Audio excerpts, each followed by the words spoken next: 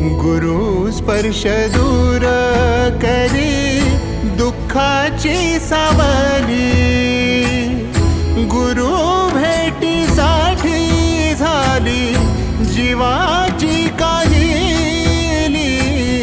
भक्त तुझा गुरुदेवा पुरता अटला, भेटला विठ्ठल माझा भेटला